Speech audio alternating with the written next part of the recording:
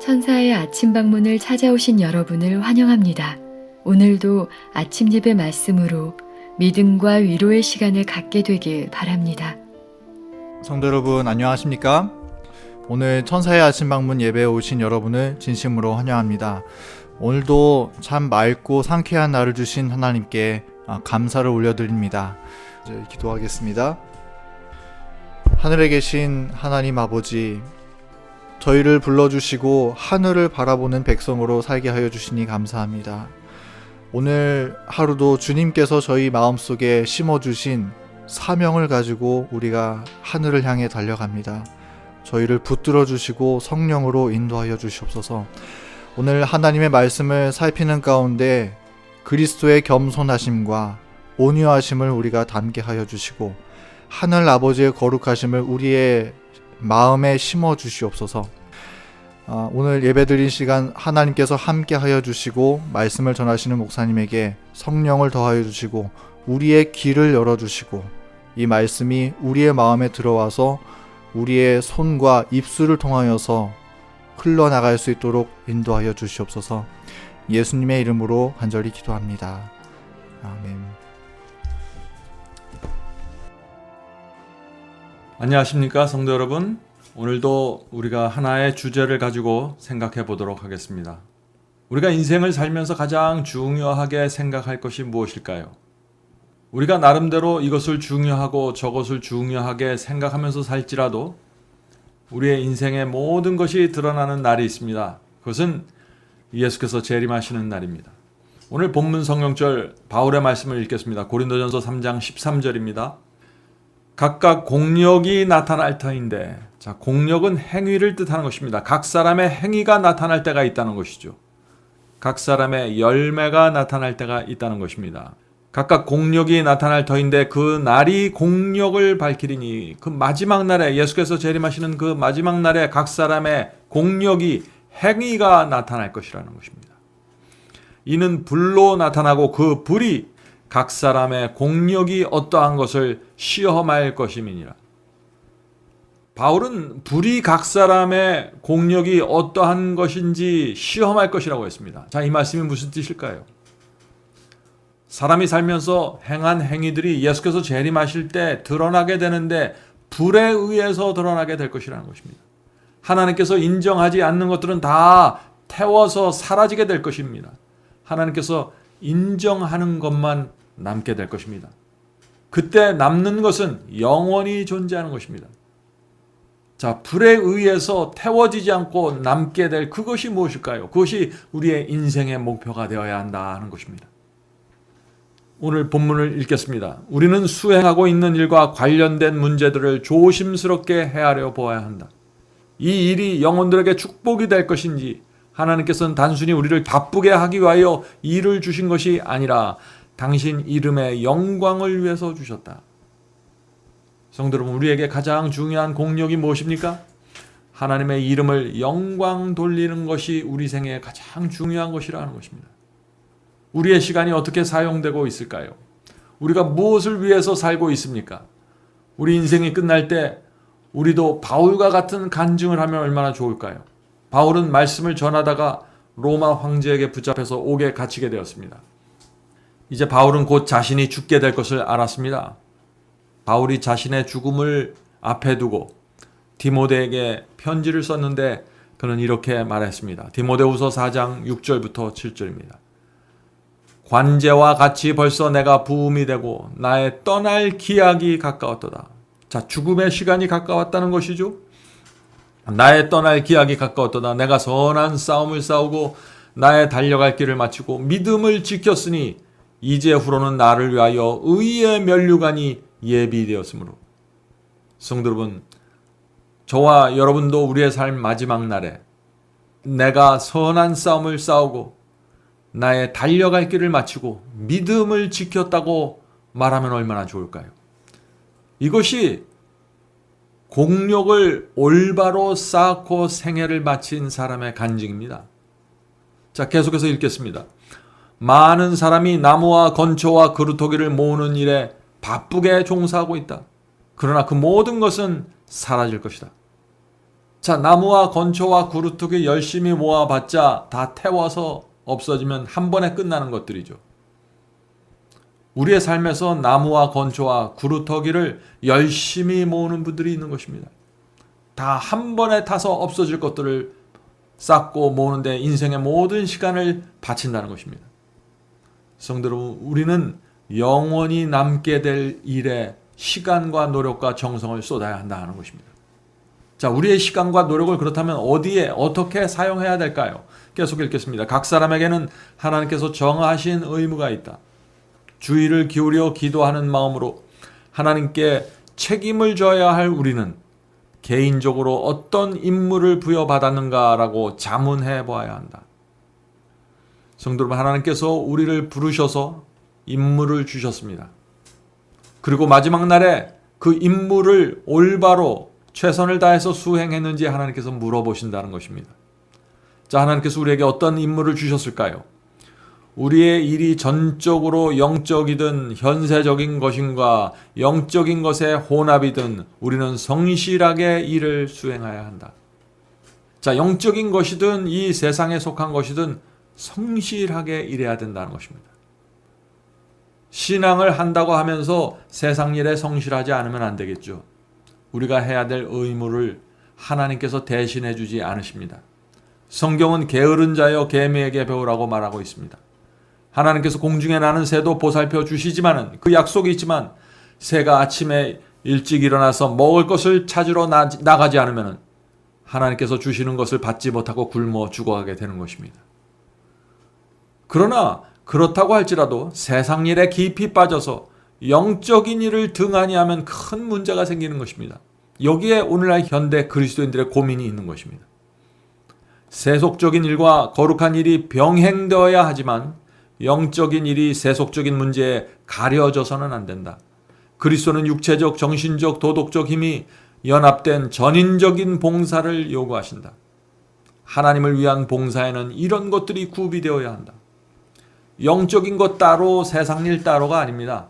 이 두 개는 함께 가는 것입니다. 우리가 갖고 있는 영적인 능력과 에너지가 세상 일에 계속해서 영향을 미치면서 세상 속에서 하나님의 영광을 드러내야 되는 것입니다.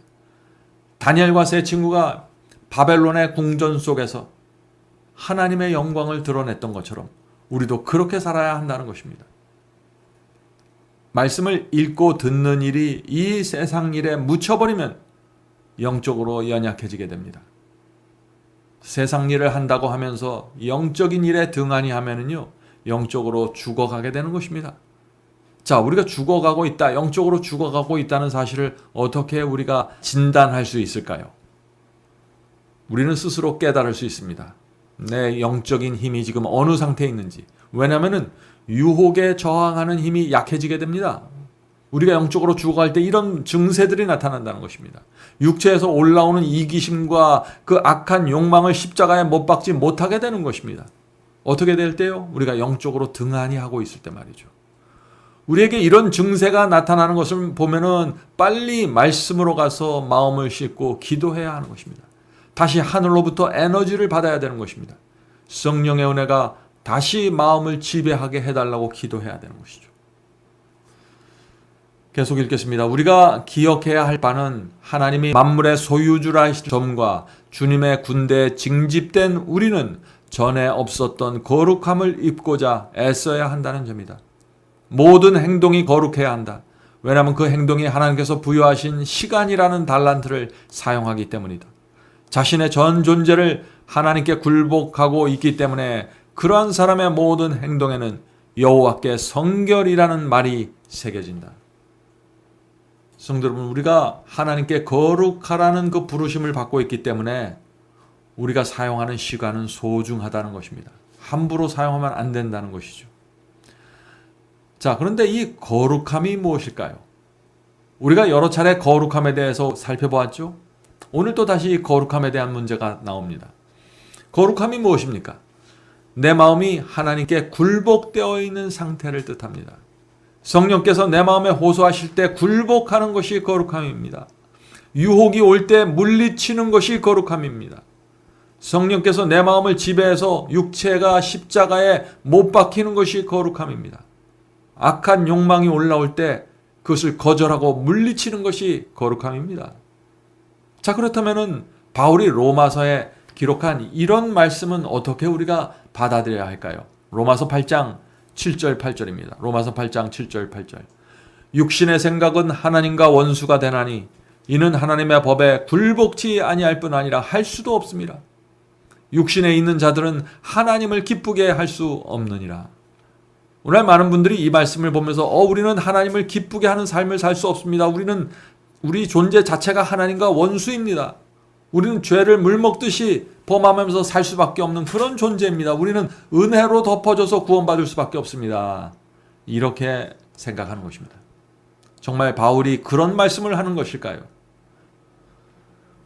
우리가 타고난 본성은 이 육신이라고 하는데 이 육신은 하나님과 원수가 된 상태로 태어나는 것입니다. 그래서 거듭나지 않으면은 선을 행하고 싶지만 자꾸 죄에 끌려가게 되는 것입니다.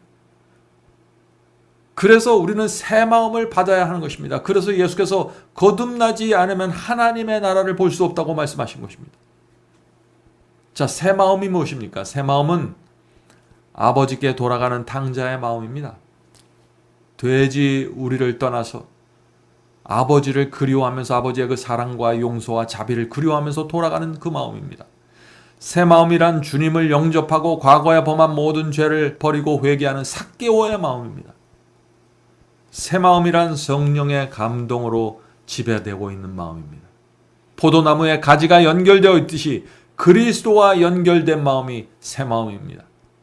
새 마음을 받으면 그래서 육신에서 충동이 올라오고 유혹이 나를 끌어당겨도 죄에 끌려가지 않게 되는 것입니다.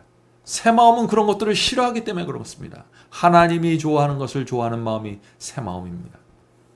새 마음은 일생에 한 번만 받고 끝나는 것이 아니죠. 새 마음은 날마다 받아야 하는 것입니다. 그래서 우리는 이렇게 기도해야 합니다. 주여, 오늘도 저에게 새 마음을 주시옵소서. 새 마음을 주께서 주셔야만 제가 그리스도인으로 살아갈 수 있습니다. 본문 읽겠습니다. 비록 일상적인 일일지라도 오감을 부패시키는 어떤 일도 착수해서는 안 된다. 자, 여기 오감이라는 표현이 나왔죠. 5가지 감각이라는 것입니다. 오감이란 정보가 두뇌로 들어가는 5가지의 통로를 말하는 것입니다.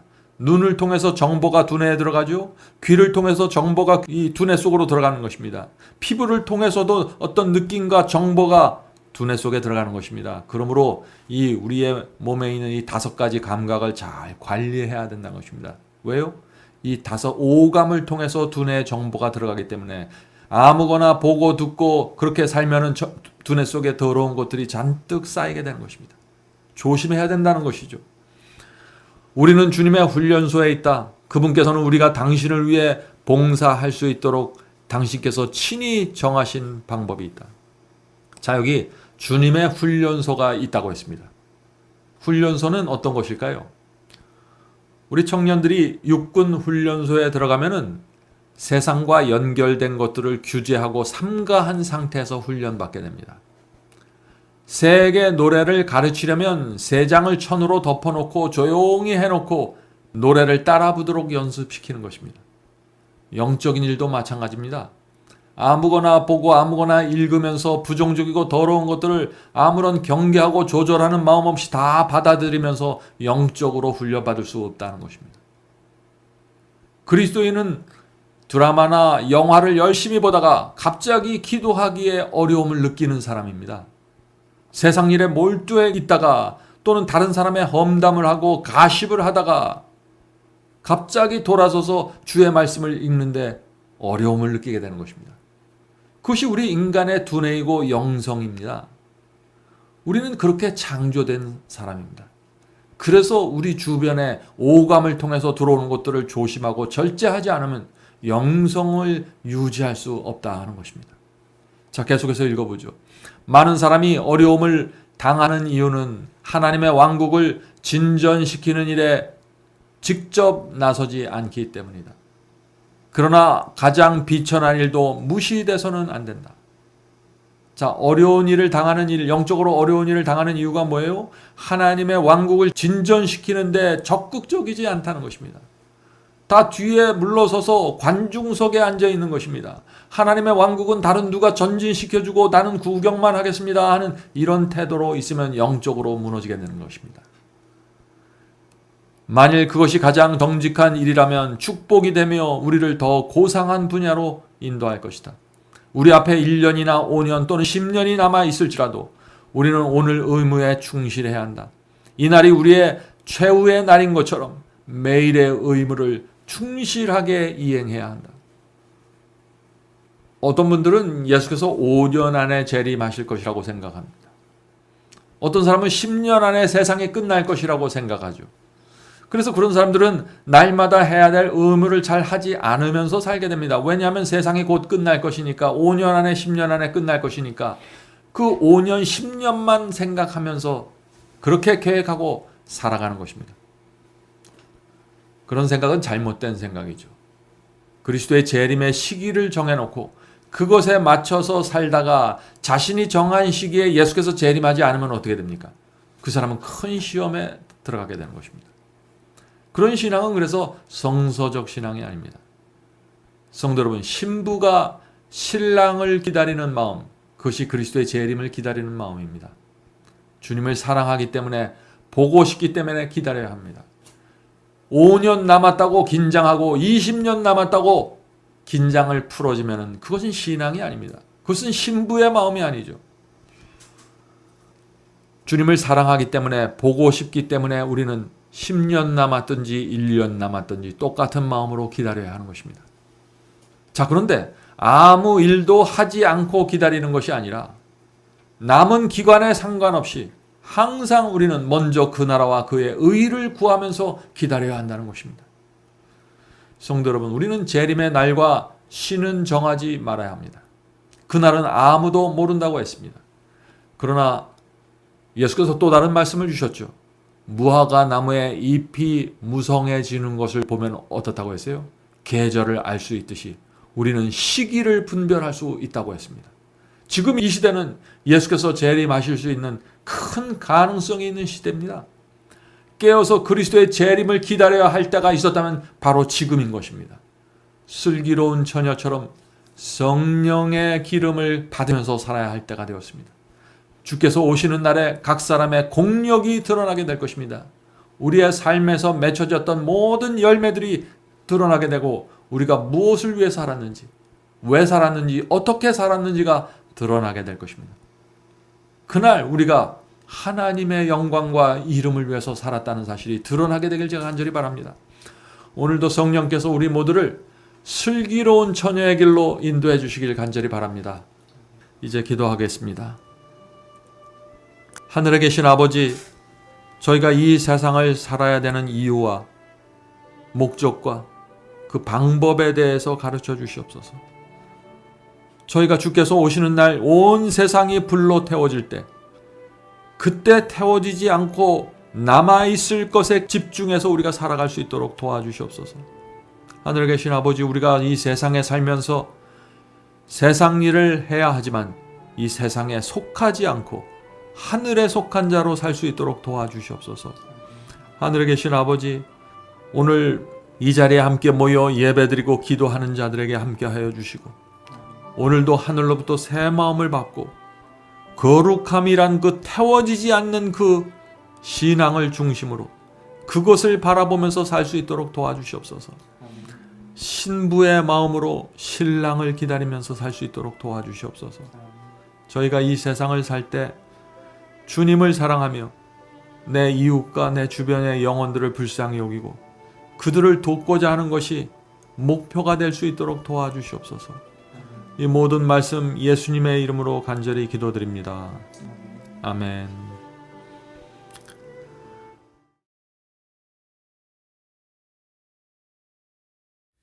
복의 근원 강림하사 찬송하게 합소서. 한량없이 자비하심 중량할 길 없도다.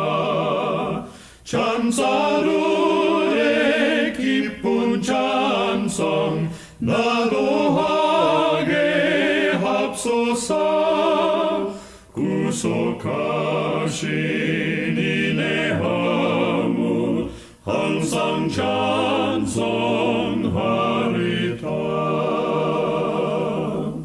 주의 도와 주심하다 이때까지 왔으니 이와 같이 전국에로 이루기를 바라네. 하나님을 배반하고 죄에 빠진 우리를 예수 구원하시려고 보혈 흘려 주셨네.